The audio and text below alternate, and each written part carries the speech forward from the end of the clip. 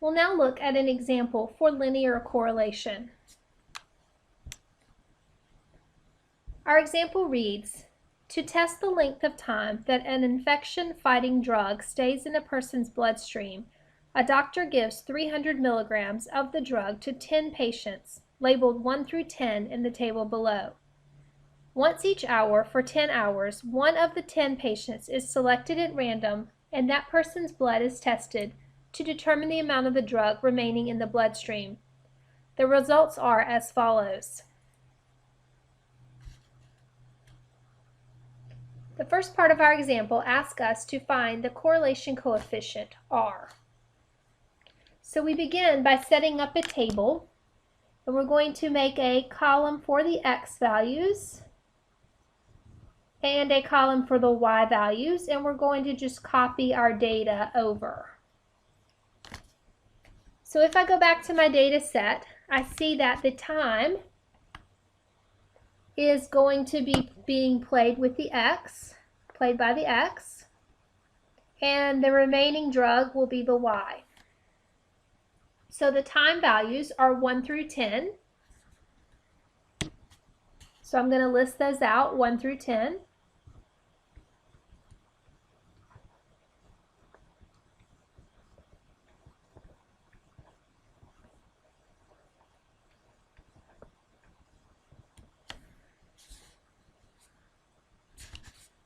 And my Y values are as follows: 250, 230,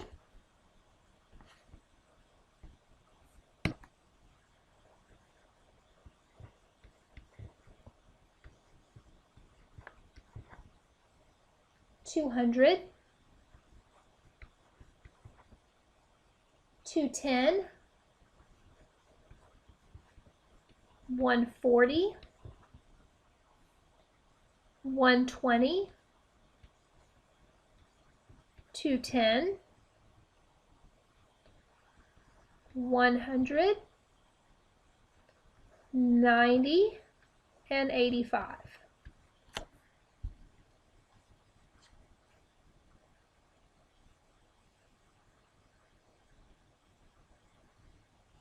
Now remember, in order to calculate the correlation coefficient, you need to sum up several columns. So one thing that we need to calculate is we need to take our X values and square them.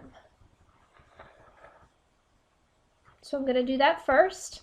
That's going to be squaring these numbers in this column right here. So 1 squared is 1, 2 squared is 4, 3 squared is 9, 4 squared is 16, 25, 36, 49, 64, 81, and 100. We're also going to need to do the same thing for the Y values. We're going to need to square each of the Y values and add them up. Now these numbers are going to be a little bit bigger. So 250 squared, these are the numbers that we're squaring right here. 250 squared is 62,500. 230 squared is 52,900.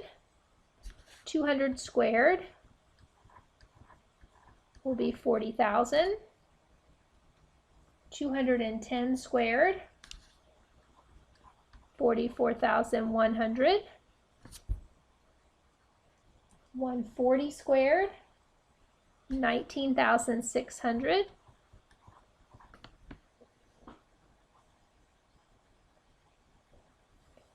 120 squared, 14,400.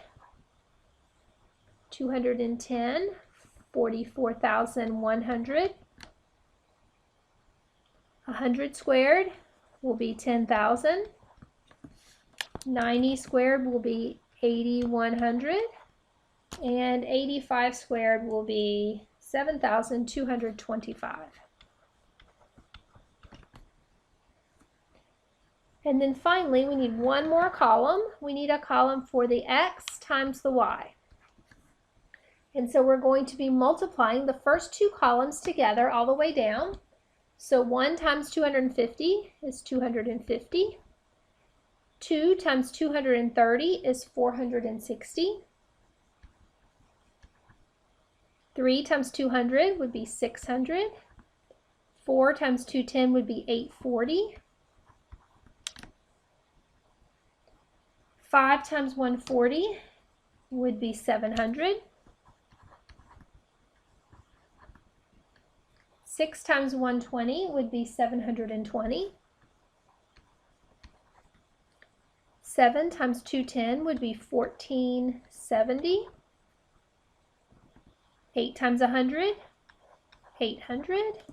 9 times 90, 810. And 10 times 85, 850. Now, note that we need to sum all 5 of the columns. So we need to go through and with our calculator add these numbers up in each column. So I'm going to add all the x's together, and I'm going to write it over here. So we have the sum of the x's, and when I add those x values together, I get 55. We need to next sum up the y column. So summing the y values together, we're going to get 1,635. We'll then sum the x squareds together, which gives us 385.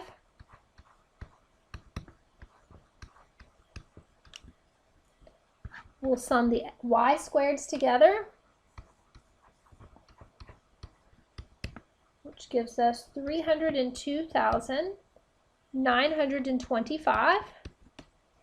And finally, we'll sum the xy column, which gives me 7,500.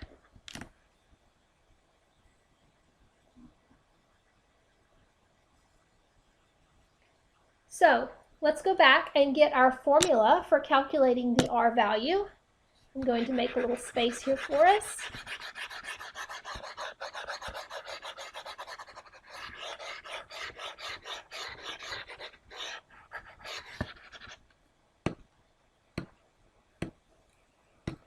All right, so remember what that formula looks like. I'm going to try to write it right here for us. R is equal to, and we have a fraction,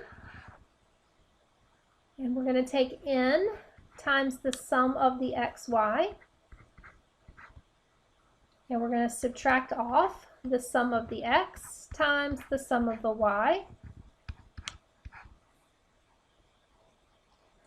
On the bottom, we're going to do 2 square roots. The first one is going to be the square root of n times the sum of the x squareds minus the sum of the x's squared. Our second square root, we have n times the sum of the y squareds minus the sum of the y squared. Okay, so let's begin now by plugging our numbers in the appropriate place. The n value is 10, since we had 10 data values in the original data set. The sum of the xy we found to be 7,500. The sum of the x is 55. And the sum of the y is 1,635. On the bottom, we'll have the square root. We'll have 10 times the sum of the x squareds, which is 385, minus the sum of the x's, which is 55 squared. And then our other square root will be the same, but for the y's. So we'll do 10 times the sum of the y squareds, 302,925, minus 1635 squared.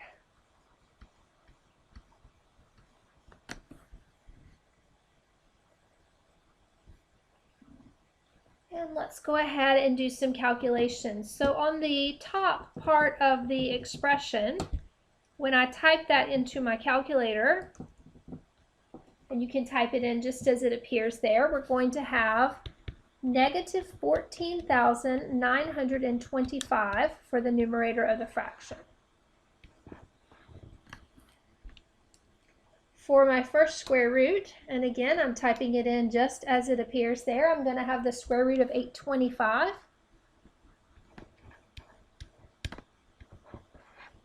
And my second square root,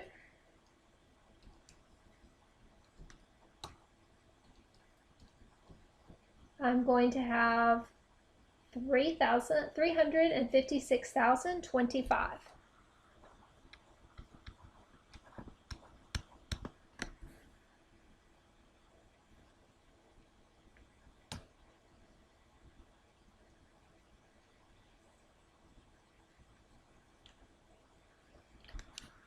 And so when I go to my calculator with the denominator of this fraction and do my square roots, I'm going to come up with a decimal when I do the square root of 825 times the square root of 356,025. I'm going to get 17,138.28. And when I divide that out, that is going to give me a negative 0.871 for my R value.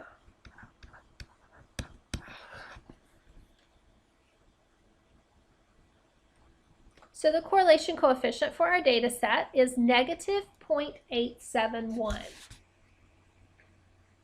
Now, the next thing that we want to look at is what that correlation coefficient tells us about whether there is a relationship between our two variables. So the question is going to ask you, determine at a level of significance of 5% whether a correlation exists between the time and the amount of medication remaining. So this is asking us, what does the R value of negative 0.871 actually tell us about the relationship between the variables? Does it tell us that there is a relationship between the two variables, or does it tell us that there's not one? Now, to answer this question, you have a table in your book that you need to reference, and that table can be found on page 787 of your book. And it is table 12.9. So please go ahead and turn to that table as we get started with this part of the question. So what we want to do is we want to use this table to look up what is called a critical value. Right? So the table has down the first column an n. So you want to find our n is 10 because we have 10 data values. And across the top, you'll see two choices for an alpha value. You'll see 0.05 and you'll see 0.01. We want to use 0.05 for this particular problem because we were asked to find the level of significance of 5%, and 5% as a decimal is 0.05. So what we're going to do is we're going to take those two pieces of information and use the table to find where they intersect. Where they intersect will give us a critical value. So in this case, an n value of 10 and 0.05 across the top gives me a critical value of 0.0632.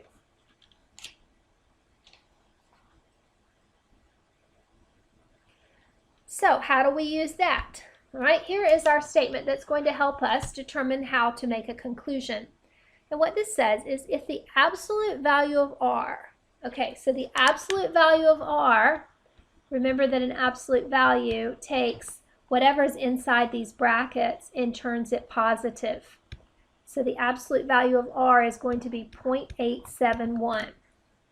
If that is greater than the value given in the table, which it is because our value in the table was 0.632, then we conclude that a correlation does exist between the variables.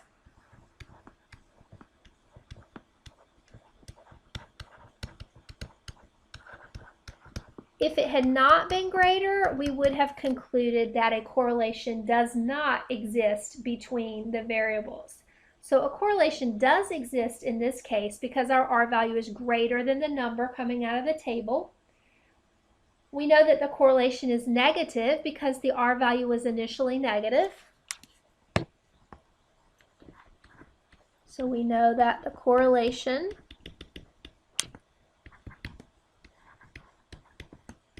does exist. We know that the correlation is negative because the R value was negative. And so what that means for our particular data values is that the longer the time period, the smaller the amount of drug remaining. I'm going to see if I can write that here. The longer the time,